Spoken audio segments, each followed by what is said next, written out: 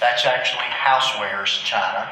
This is the old Watson's department store that actually makes up the chamber building here on the top, and retail and restaurants on the bottom. 7 old buildings across through here.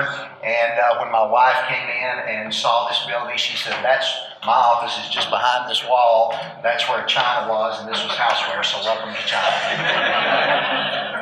But thank you for being here. We're so happy to have you. What a great turnout. The Active Knox Speaker Series featuring Jeff Randolph today. I know you guys are going to enjoy it. This event is sponsored by Active Knox, which is a diverse group of partners that includes AARP, Bike Walk Knoxville, the Knoxville Chamber, the Knoxville Track Club, Legacy Parks Foundation, the Knoxville Area Association of Realtors, East Tennessee Quality Growth, Knox County Schools, the University of Tennessee, community partners, the Metropolitan Planning Commission, and the Knoxville Regional TPO. And then funding for the speaker series is provided by the Tennessee Department of Health. So let's give all of them a round of applause.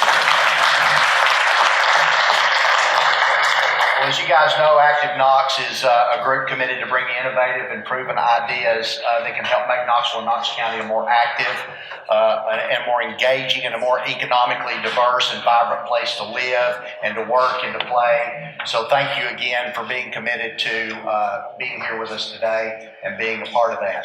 What I'd like to do now is bring up City Councilman Marshall Stair to introduce our speaker. Marshall. Thank you. Thank you, Mark, and thank you for everybody coming out today. We really want to thank the Chamber for hosting us. This is a perfect room here in Watson's to host this event. I'd also like to thank, and I've got the list here, the elected officials in the House. We've got former Mayor and Council Member Dan Brown right here sitting down. County Commissioner Evelyn Gill, thank you for joining us. Ron Pincock from Farragut, thank you for attending, and also from Farragut, Luis Pavlo, and another one of my colleagues, Finbar Saunders, and then 2 of my future colleagues in a couple of weeks, Simasine Perez, raise your hand, and Stephanie Welch. Thank you all for coming out, getting on the job early. Mark mentioned these sponsors, but it's actually highlighted on my sheet, so I want to mention them one more time. It's Active Knox is a partnership of AARP, Bike Walk Knoxville, the Knoxville Chamber, the Knoxville Track Club, Legacy Parks Foundation, the Knoxville Area Association of Realtors, East Tennessee Quality Growth, Knox County Schools, University of Tennessee, community partners, the Metropolitan Planning Commission, and the Knoxville Regional TPO. And funding for this series is provided by the Tennessee Department of Health. So let's all give them a round of applause. That's certainly a big group. I don't know if there's any groups not included in this coalition. So that's always a good thing when you're talking about trying to improve your community. It's my privilege to introduce our speaker today, Jeff Randolph. He's the president of Randolph Group. His company specializes in residential, urban infill, and mixed-use communities. And they were recognized by Southern Living magazine in 2010 for their work in the Viola neighborhood in Greenville, South Carolina. It was deemed one of the best 10 comeback neighborhoods in the country. In addition to being a developer, is also instructor at Clemson University and has a master in real estate development in the master in real estate development program. And I think this message is really important because we talk a lot about walkability, and a lot of times when you talk to people about it, the first thing they think about is sidewalks, which are extremely important. That's a big part about making a community walkable. But land use is, I think, really just as important, and maybe more important. It's about creating environments where people feel safe and comfortable and want to walk. And this is how we can get the community more active walking. So to do that, it's going to require creative developers, people in this room, people not in this room, to help build some of these communities. So I think this is so relevant to hopefully I guess I think we're going to see some of these different types creative developments that are more walkable and where we're going. So with that, let's give a warm welcome to our speaker, Jeff Randolph.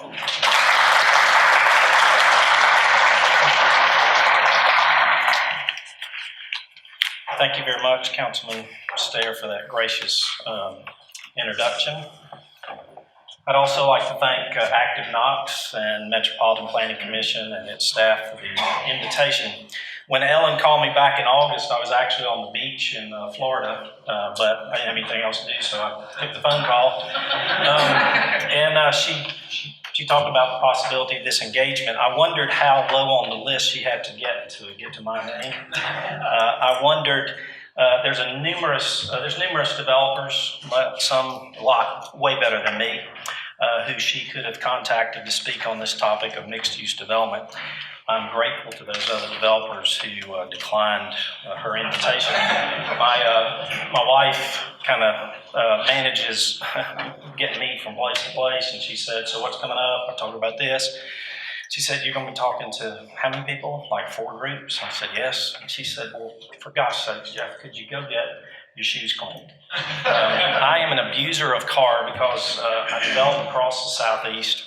I just trash my car. I get in it on Monday. I eat. I throw it in the back seat. I mean, there's probably all kind of stuff growing in there. And then I'm terrible with my shoes. So I was an adult this past week, and I took my shoes to the local shoe shop guy who I know, gave him my shoes.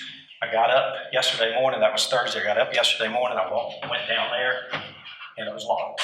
I could see my shoes right where the mayor is sitting. And I'm like, oh my gosh. So on my way up here, you'll notice I have some really great looking shoes. I don't normally look this hip, but might as well. Let me frame the conversation today. The Facebook invitation and flyer stated that the purpose of this presentation was to learn how the public can support the creation of successful mixed-use developments at all scales and price points. And actually what we need to do is to step back a few feet and open a dialogue regarding what do we mean by the term mixed-use development, who are the participants in this dialogue, and what are the tensions, what are the natural tensions that exist in this dialogue, and discuss the benefits and the difficulties related to mixed-use development. We're going to discuss some of the critical components from my viewpoint of a successful mixed-use development. And I propose that if these components are implemented properly, each of the participants in this dialogue, including the public, can recognize the benefits and support mixed-use development. Let me tell you a little bit about myself and the Randolph Group, just to give you some context. I've been in the development business for 35 years, and specifically in the residential development for 30 years. We are primarily residential land developers. Most of what we do is horizontal infrastructure and partner with builders and developers regarding vertical construction. Most of my peers are single market developers, meaning they develop in Greenville, they develop in Charleston, they develop in Knoxville. My experience first starting with Liberty Life Insurance Company in 1984, and then as Randolph Group in 1997, is developing in multiple markets from Tampa, Florida, Atlanta, Georgia, Nashville, Tennessee, and across the Carolinas. We are not afraid to venture into someone else's market. It's fun to play in your backyard, but it's real fun to play in somebody else's backyard. This out-of-market experience has served us, has allowed us to, one, see and experience best practices, to learn how to be adaptive and embrace the ambiguity in each marketplace, and actually just to survive. If it had not been for our active developments in multiple markets in the recession, we would not have survived. I did not sell one lot in Greenville for 3 years during the recession. Many of my peers did not survive, which is why the business has consolidated, and many residential developments are now being self-developed by builders for their own product. I do not see this as a positive for the promotion of mixed-use communities. A builder thinks first about structure, a developer should think first about building a sense of community. In many markets today, a builder finds a developer, brings him the deal, brings him the land plan, tells him what the name, the concept, and the price point of the development should be. That is not a developer, that's a road builder. Our company is located in Greenville. I'm sure some of you have been to our city. We're experiencing significant growth and receiving a lot of publicity. A lot of that just has to do, we got a great marketing arm for the city, and they just they wear that Facebook thing out. Greenville is a great city with significant attributes. You might be thinking that the concept that we're going to talk about today, mixed-use development, is more adaptable in Greenville because of that experience, because it might be significantly different than Knoxville. However, I would argue that there are more similarities between Greenville and Knoxville than differences. You take a look at some of these statistics. It's almost uncanny, the similarities: population, household income, and number of employees almost the same. I mean, almost virtually the same. Knoxville has a slightly older population, which which you should find beneficial for the type of developments we're going to discuss today. 8% higher property values in Knoxville. My point is that Knoxville is a good market. It's a growing market. It is attracting new residents, and it's retaining native residents. These residents include millennials, families, and empty nesters. And these population segments are looking for and choosing both urban and near urban neighborhoods that offer a sense of community. In other words, they are choosing mixed-use developments. The consumer in Knoxville is not unique. So what do we mean by mixed-use development? As defined by multiple planning and development organizations, a mixed-use development means it's a building or a group of buildings or structures that includes different land uses, a mixture of land uses. Typically, the term is used when residential uses are combined with office, retail, childcare, civic uses such as schools, libraries, churches, governmental services such as a fire station. There's an emphasis on the pedestrian rather than the automobile. There's a value placed on a sense of community rather than just value placed on a structure. And there's value to placemaking, and not just on the place you work, play, or live. It can be confusing and misunderstood. Mixed use could be limited to a single building or a multi-story development in an urban setting that incorporates commercial and retail uses on the first floor with residential or office uses on the upper floor. It could also apply to a larger site, both near urban and suburban. They could incorporate different land uses to be built next to each other or near each other within a given neighborhood. I would venture to say that that's where your area might be struggling. Mixed use typically can be characterized in three forms. You could have a vertical mixed-use development, which combines different uses within the same building. So you have retail on the first, residential on the second. Typically, first floor would have more public spaces, restaurants, banks, retails. Upper floor would be more private, apartments, condos, hotels, offices. These type of buildings have been occurring for centuries. Think back to when you had the local pharmacy, local drugstore on the first floor, and the pharmacist lived upstairs. It's no different. This type of single mixed-use development is more urban and typically in the correct location. I would venture to say it probably has less opposition. A second application would be horizontal mixed-use blocks. So this would be combining single-use buildings on individual parcels within a single block or a few blocks. They can be found in urban or less urban areas. This allows for the specialization of the developer, which is one of the difficulties in mixed use because I'm primarily a residential guy. The guy down the street is a retail guy. He's got his banking relationships. I've got my banking relationships. My bank doesn't want to invest in retail. That's not in their portfolio. The apartment guy doesn't want to do condos. The retail guy doesn't want to do condos. So by having a mixed use block, it allows the developer to specialize. It allows for sharing of infrastructure like parking and utilities. It's typically supported as long as the location is compatible to historical patterns. So if you've got a neighborhood that has some apartments in it, probably do a mixed-use neighborhood of apartments. Where the developer introduces a significant density increase or a use that is out of the norms of the community, that's where you'll see opposition. The third application, which is kind of where we spend most of our time in, is mixed-use walkable communities. This is the foundation of our company. It can combine both vertical and horizontal elements over a large parcel. Usually it's clustered around a core element or of an amenity, usually within a 10-minute walk. It offers multiple housing options. Walkability is a key. Unlike a traditional community, which my guess is just riding around Knoxville, Knox County, traditional communities offer one size lot and one housing style or option. A mixed-use community could have multiple housing products and lot sizes and price ranges on the same street. These type of communities are attractive to the consumer, but of concern to the existing residents due to price point fears, traffic, and simply just the unknown. So now with a definition of mixed use, what are the key components? I would suggest that these are some of the key components. A right location is not, keep this in mind, not every location can support mixed use. Just because you have a 100-acre piece of property out in the suburbs doesn't mean you should do mixed use. The location must be in a promising location, poised for growth, particularly housing growth. You would want to be looking for rising job growth, low unemployment, new housing construction, public infrastructure that's going to be in place, and popular businesses moving to the area. The location should be attractive to millennials. They are 35% of your buyers. They are struggling to get into the home ownership world.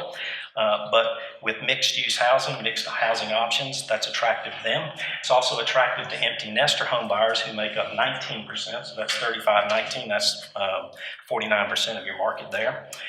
Those empty nesters are downsizing, and they're looking for amenities and an experience oftentimes found in a mixed-use community. And finally, a successful mixed-use development, it's essential for commercial uses of various sizes and types. Foot traffic is important in an urban and near urban location, and in a suburban location, support from adjoining residents and the availability of easy access and parking is critical. Secondly, an effective and creative land plan. A great land plan can maximize a mediocre property. I have developed on some pretty plain looking pieces of property. I mean, pastures, you know. But with a great land plan, you can take a piece of property and make it great. A fundamental component is the visual appeal and layout of a mixed-use development is critically important to its prosperity. You need to emphasize the character of the property as well as the characteristics of the property. You have to land plan with your eyes and not with your pencil. The development community should be going to the engineers and the land planners and saying, here's what I need. All right. If you just hand it to the land planner, he comes back, it's just what he wants. All right. May not understand the market. You have to take into account vistas offered by the property. What can you see from the property, and what can you see as you enter the property? What are the natural features?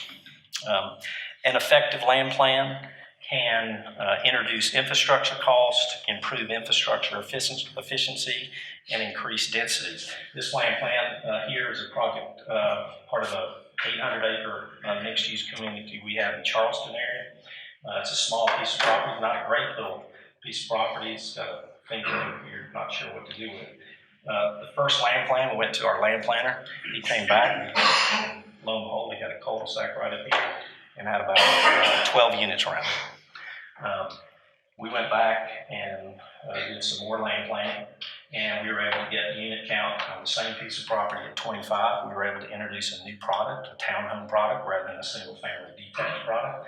And we have less infrastructure. This infrastructure is all private infrastructure, going maintained by the HOA so that the local county does not have to maintain it. So you need to control and guide what the land planner is going to do. Another small deal in Simpsonville near Greenville, We had a cul-de-sac here. Notice the square cul-de-sacs down here in the bottom and the use of these corner pieces. Triangles usually, houses that are squares and rectangles don't fit on triangle lots, right? So, and this was, instead of having a triangle lot over here in the corner, you can notice the tight angles on the roads. And so again, just trying to utilize what piece of property is there. I would say another important aspect is dynamic streetscape. They need to be aesthetically pleasing. Streetscapes are your sidewalk jewelry. They add value to the shopper as they walk down the sidewalk between stores. Streetscapes add glamour to the residential community. They benefit the walker as they interact with neighbors. They enhance the visual experience of the driver entering the community who might be a visitor to the community first time or a resident coming back. Here's a warning: land use restrictions that are in place do a lot to eliminate sidewalk jewelry and glamour from developments due to setback requirements, road requirements, parking requirements, height limitations. This is a neighborhood that we have, and the original land plan had a road in front of these. This is a big central park. That's a characteristic of an awful lot of our developments. There's an alley behind it here, so these homeowners get their access from that alley. They have a detached garage. So if the house was going to burn down, the firemen could drive down that alley. Okay, where it keep you out here. We had a road in front. We went to the city of Greer and said, do we really need this road? Because if I'm a parent and I live in one of these townhomes, I'd much rather my child run out the front door into a park rather than out the front door into a road and into the park, right? By eliminating this road, that is 250 feet at $300 a foot. Do the math. It's expensive. We're able to lower, make these houses more affordable, and the government doesn't have to take care of this road. That road doesn't generate storm drainage, less storm drainage. Some other streetscapes. This is not what you want, all right? It's a great picture. It wasn't from your family. It's in Greensboro, actually. So I'm sure you don't have anything that ugly. All right. Amenities. You need both active and passive amenities. To today's consumers, millennials to families and empty nesters are enticed by the placement and availability of amenities. According to one mixed-use developer, everyone really wants that walkable, amenity-rich environment where there's a feeling of community. Amenities can be active and passive, and I would also say that the definition of amenities can be broadened to include retail and commercial in a walkable neighborhood. Obviously, in a residential community, you think about amenities, you're thinking about pool, clubhouse, tennis court.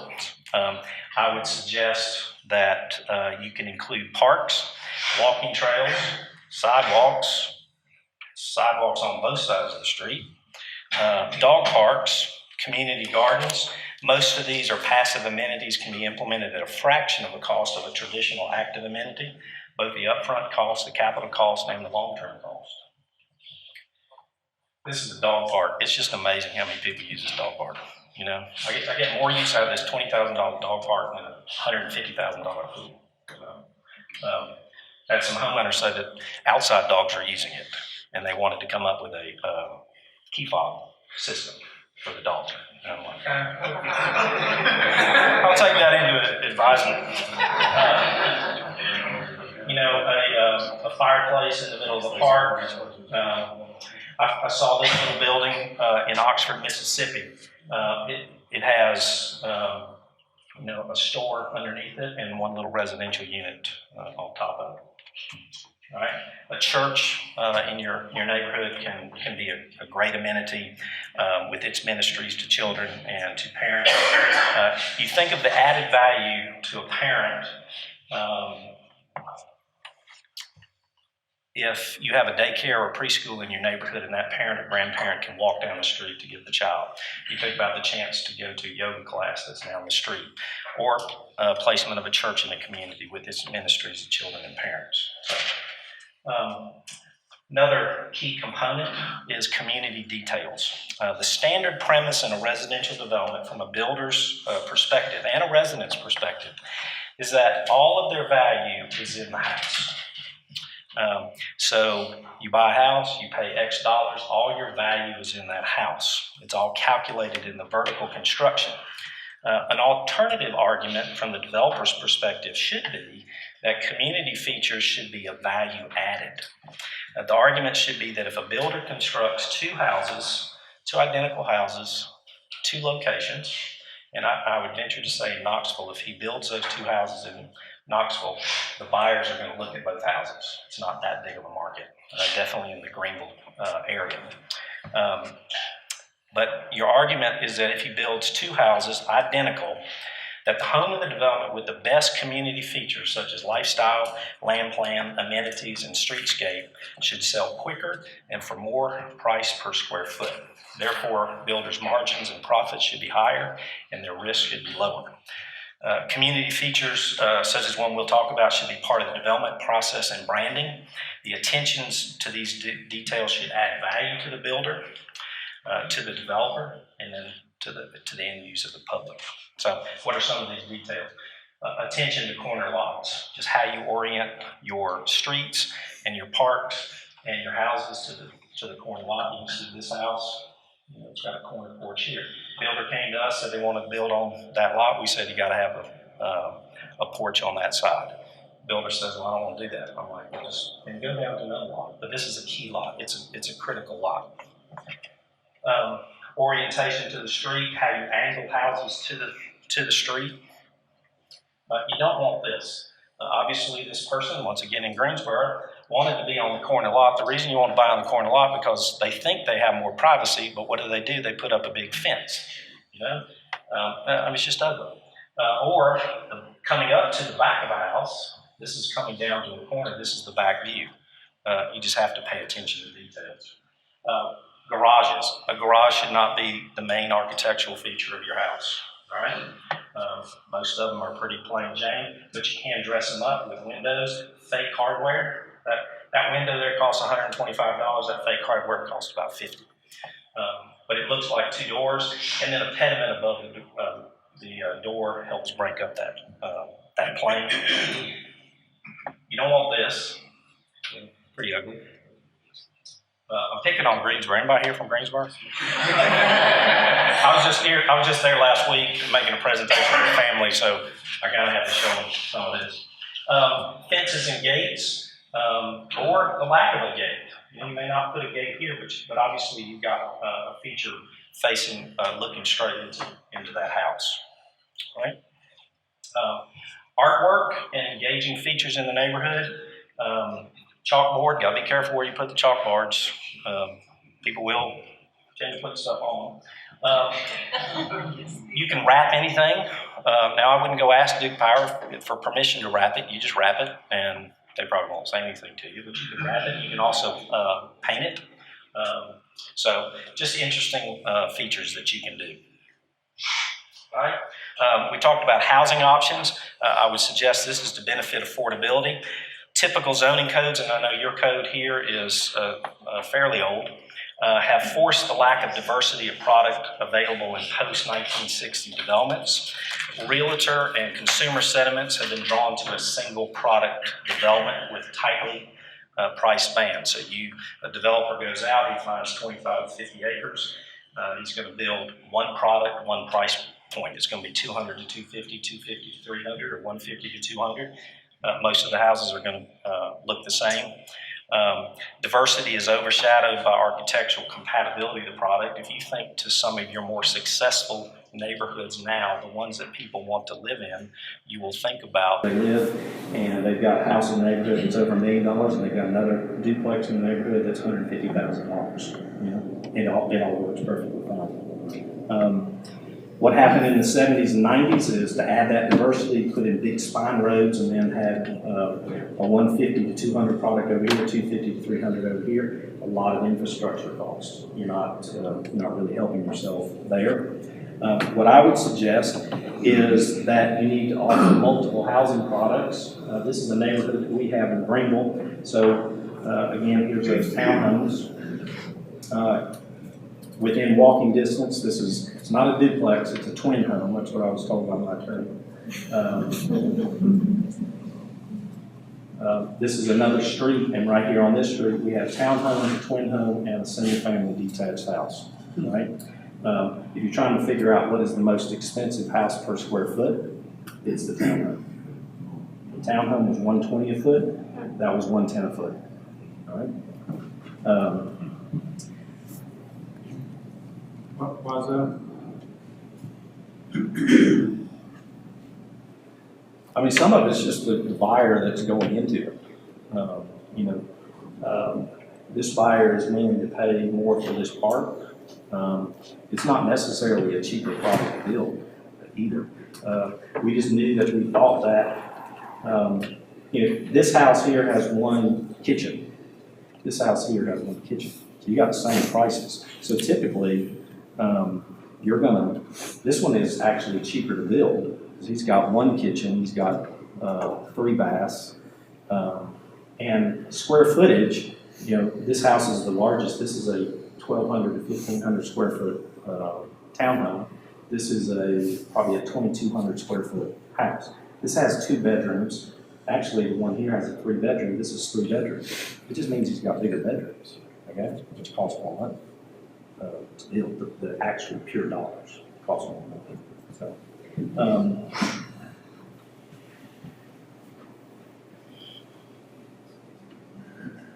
This is a neighborhood that we have in Greer, and this is my point, is that a neighborhood should have price ranges that should be broad in O'Neill Village. We have a townhome here with no garage that's selling for about $175,000 to a townhome with a detached garage that's selling for a little under $200,000 to a duplex or a twin home that's here to a single family detached house with a detached garage to one with an attached garage to an estate house. The range in the size lot goes from a 20-foot townhome lot up to a 100-foot estate lot. We have a price point that goes from 110 to actually I was thinking the price per square foot. That's really $170,000 to $350,000, and square footage from 1,200 to 3,200. We're having no issues getting comparables in this area. And there's your comparables in this area. And there's your visual. And the last component I would discuss is just the right business mix. You need commercial. There are foundational commercial tenants and businesses which add value to the mixed-use development, whether it's a single building in an urban block. These tenants increase foot traffic. I would propose to you that local tenants should be emphasized. Local tenants know your community. The national brands will show up.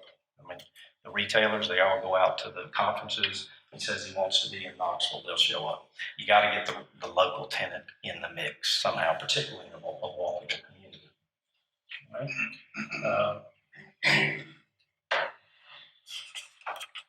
Just a few more pictures. Well, I've done something. I think somebody's going to go back.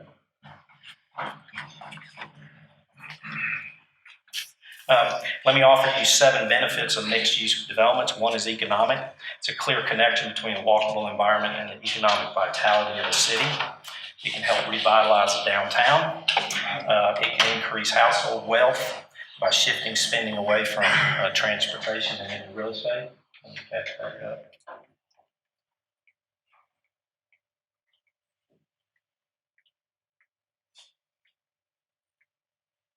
Secondly is minimize infrastructure costs. Traditional zoning of the past promotes large lots developments. They require costly and redundant infrastructure. Increased tax revenue. Mixed-use developments show you're going to increase density. Density increases tax revenues per acre. You can increase your tax revenue by 10%. Reduction in maintenance costs. You're building less roads. You got less to maintain. Environmental. You're going to lose about 45% less land. Health improvements.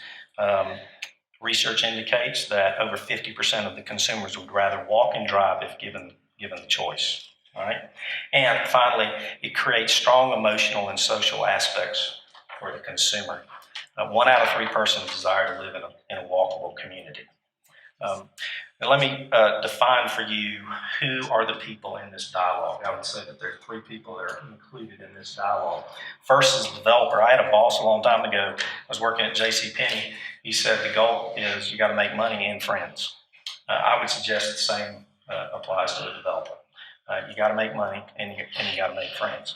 Certainly we can understand the goal of making money. The developer may have investors. He probably has bank debt, which means guarantees, which means there's an awful lot of personal wealth that is at risk. The goal of making friends is really twofold. First, the developer has to create a product that will attract the consumer. You build a house, build something, they don't rent it, they don't buy it, then you haven't accomplished it. The product has to sell. But secondly, the developer should create a product that does more than just sell. It needs to add value to the community, improve the landscape, and exceed the expectations of the marketplace. If your goal is just to meet the minimum thresholds of the market, that cannot be your expectation.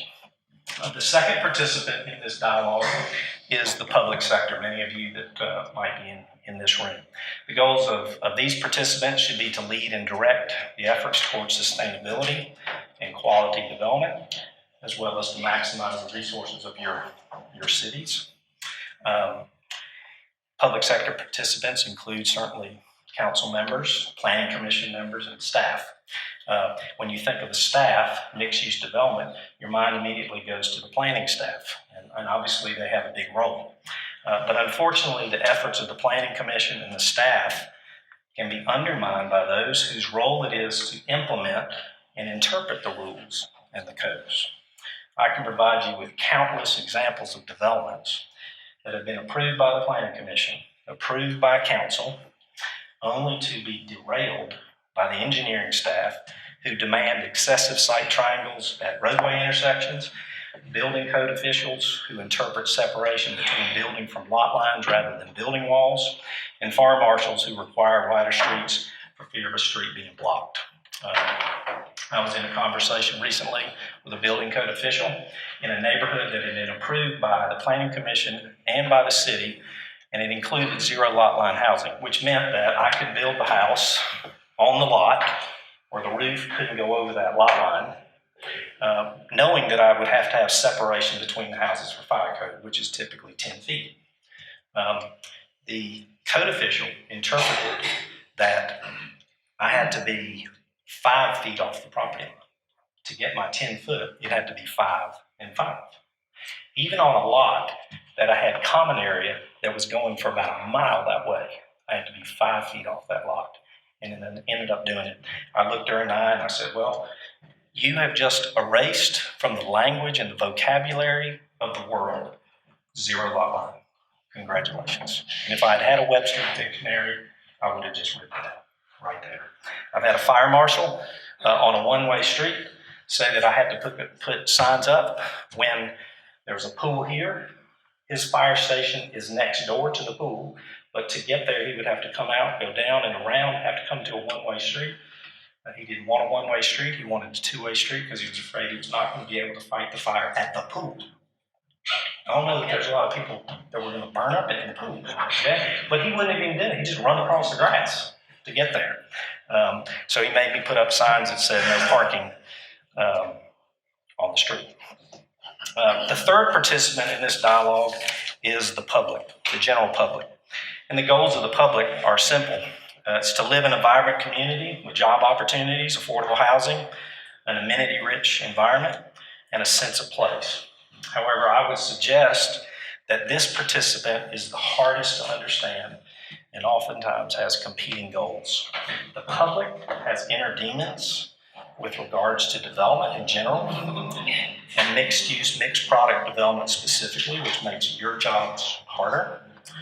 A few signs of these internal struggles and disease of the public, I would suggest they have an obesity issue. Big and ugly is better than small and cute. As long as the house down the street is bigger, We don't care what it looks like, but that house will be worth more money. All right? We have an anxiety over personal space. We complain about flooding and stormwater runoff, but we want our streets to be wide just in case someone parks their car on the street, because something bad's going to happen when the car is parked on the street.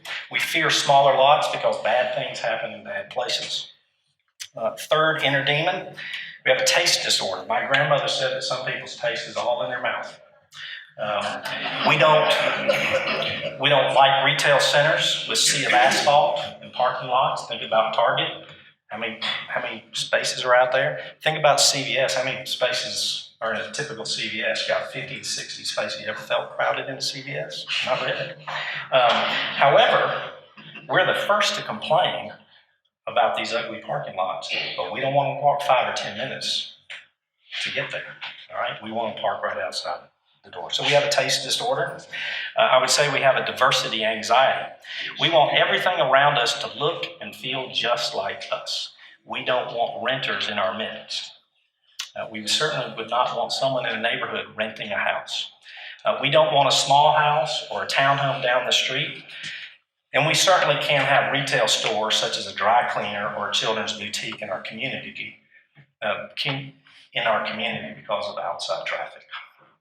So those three participants have competing goals. They have tensions.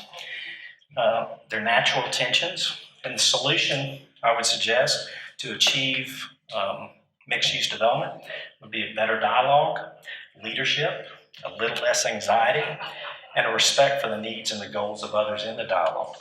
The public needs to understand that all developers are not evil. Making money is not inherently wrong, and that there are developers who are trying to make friends. Developers need to make some friends and contribute to placemaking. Developers need to listen to the public, they need to listen to the consumer, and they need to listen to the public sector. And then the public just needs to embrace ambiguity. Public sector needs to embrace ambiguity and live sometimes in the gray rather than just living in the black and white. I appreciate your time and consideration of what we've talked about. Any questions? Is questions appropriate? Yeah, we have time. Anybody have any questions? Yes. On your zoning definitions, are you doing a plan unit development overlay for some of these zones, districts in these communities, or how are you administering that? Typically, it's done in a planned unit development, although in South Carolina, residential PDs outlawed. So now they've created some other name, but it's still a PD.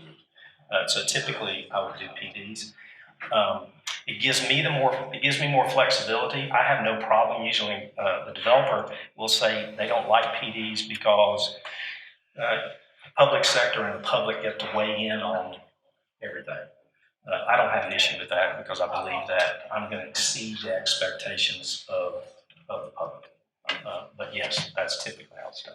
I would also annex, anytime I have a chance to annex into a municipality, I do. I'd rather work in a municipality than in a county.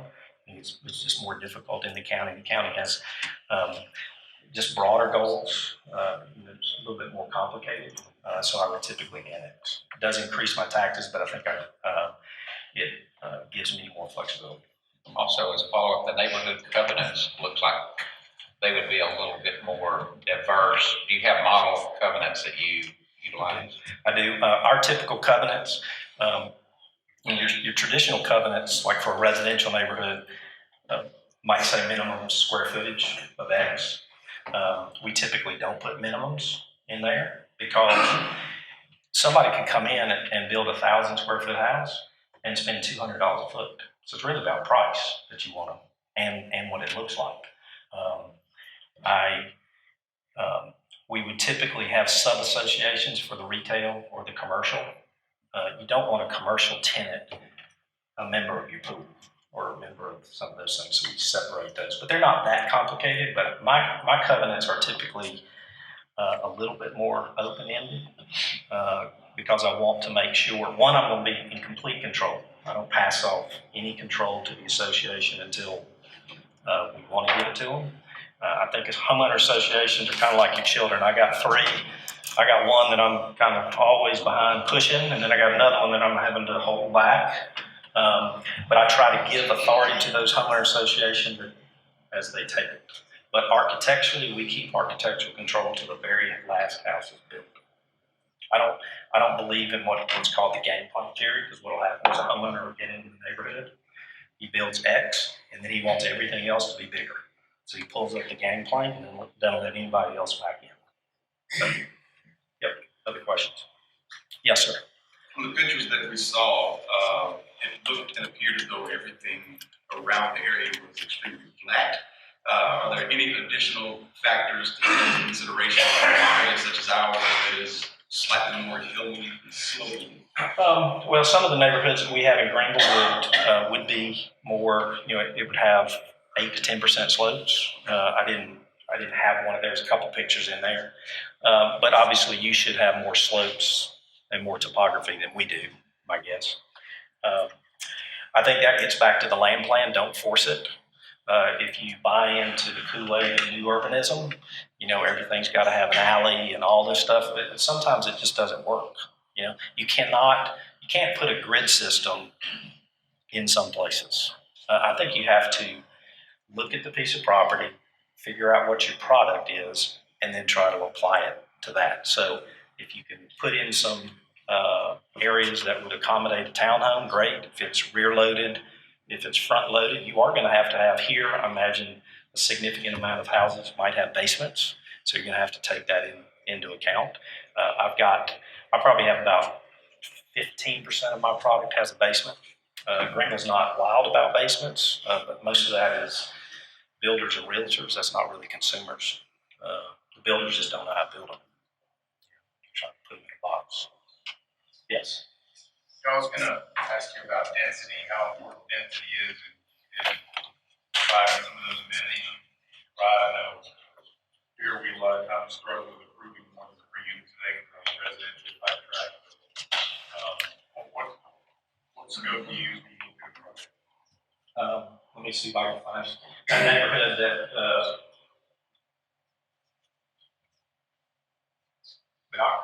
unless we're in an urban area. So there was a couple of pictures in here of an inner city redevelopment project that we did in conjunction with the city. We got 17 units to the acre in one part of that, but I still have a large park in the middle of it. That development, Onia Village, it's 185 acres. It's only 3.4 units to acre, so I would say that that's fairly low, but it is clustered density. I have over, I think 50 acres of open space in that neighborhood. Now, I was telling, so you can see in this neighborhood, I've got a significant amount of open space. These are my more difficult slopes. And here, the neighborhood goes all back here. I got open space scattered, but my density in here is really 3.5 units per acre. So I would say that's not very dense. No. So it's really where do you cluster the units? But I mentioned the difficulty of doing some of these things and then implementing it. So I'm in the city of Greer here. I have a zoning from the city of Greer. I get my water from a local water company who buys it from Greer and then resells it, marks it up. I got a problem with that. But that's another story. We went in there, they charge a water capacity fee to the developer. They just recently adopted a new scale. And on a lot of an acre or less, it's $1,000. On a lot of 7,000 square feet or less, it's $2,500. I'm like, why do you pay more for a smaller lot? And he said, well, it puts more stress and density. Well, if every single lot out here was 7,000 square feet and I didn't have open space, I can understand that. But when my density is 3.2, which is really about 15,000 square foot lots, I should be paying less. So you just have to go in there and argue, battle. I use the term battle. You got to battle. Yes, I guess what I was trying to get at is the amenity package you have is really nice. And I guess what I was wanting to ask you is density or volume has to accompany a nice amenity package in order to be able to afford to provide that. depends on what amenity. If it's going to be a pool, some of those, a park, you can spend, as much or as little. I would venture to say to the builder that if you're building one product in the neighborhood, everything is $250,000. You're probably going to sell no more in average, probably about 25 units a year, right? So by adding in some townhomes, by adding in some of these, by adding in some amenities, you're going to be able to get from 25 to 35 to 40, which then you spread your cost out. You're paying interest on those amenities. I would think that if you've got a small deal, you've got to weigh how much can you spend on amenities, and then what amenities do you spend it on. You probably don't need, a pool in every single neighborhood. And I would venture to say your consumers probably aren't really asking for that as much now. They would probably, if given the choice, if you said, here's $250,000, what would you spend it on?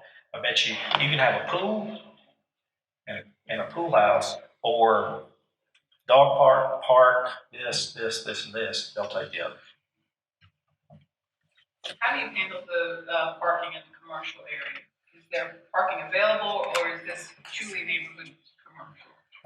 We have on-street parking on all these roads, and then we'll add more parking as we develop here. We'll add more parking too. We have a parking lot here, but that parking lot serves those townhomes during the day, and then at night, they serve the townhomes at night, and then the other uses during the day. There's another picture here with the neighborhood or community, and in the neighborhood we did in Greenville. I have a 35,000 square foot of mixed use space. About 15 of that is office space. Those office users are there during the day. They leave, and then the condo owners come and are not. And you've also noticed that in a walkable community, I'm sure your standards, you've got X number of parking spaces per bedroom. We've been able to minimize those. Instead of one space per bedroom, we're probably at about 0.75 to a bedroom.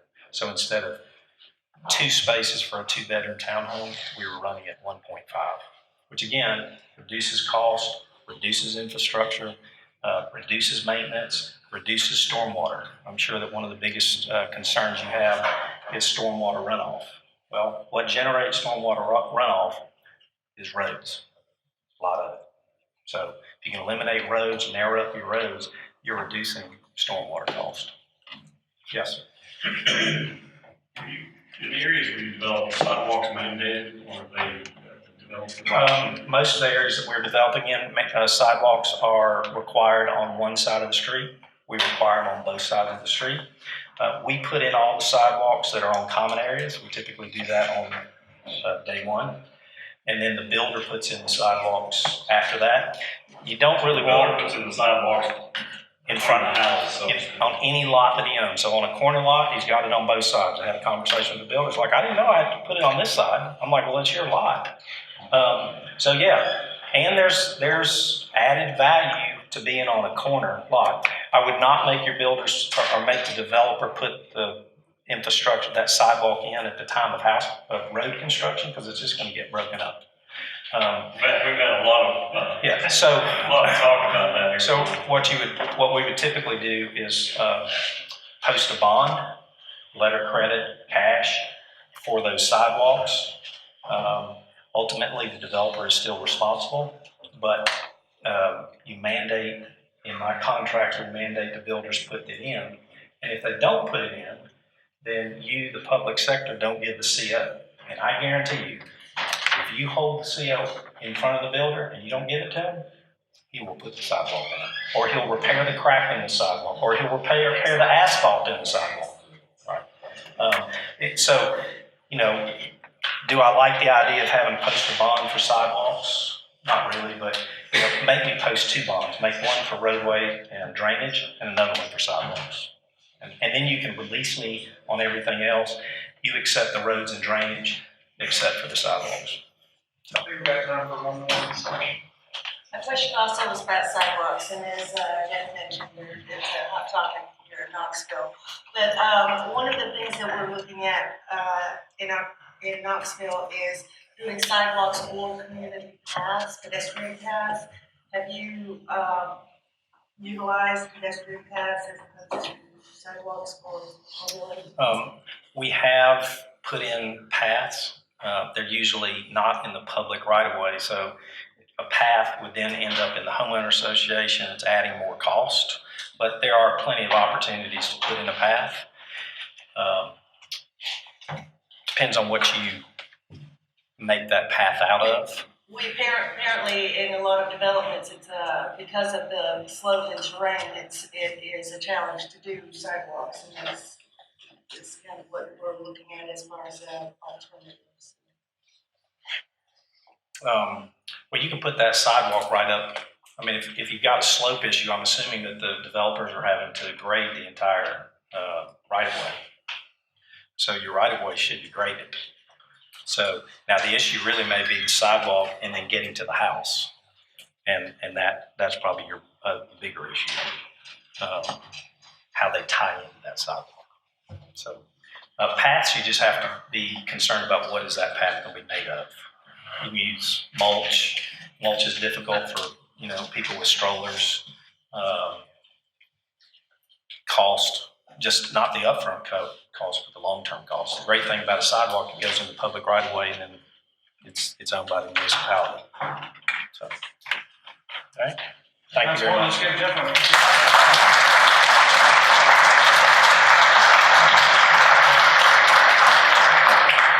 I thought that was great. A lot of times this has been a series, and we really appreciate all the commissioners and planning people who've been out. A lot of times we hear from the head in the clouds planners, so it was great to hear from someone that's doing it. So thanks again. Jeff is speaking tonight is it Bearden High? Bearden High at 6. So if you want to hear him again, you can come out to that. But thanks.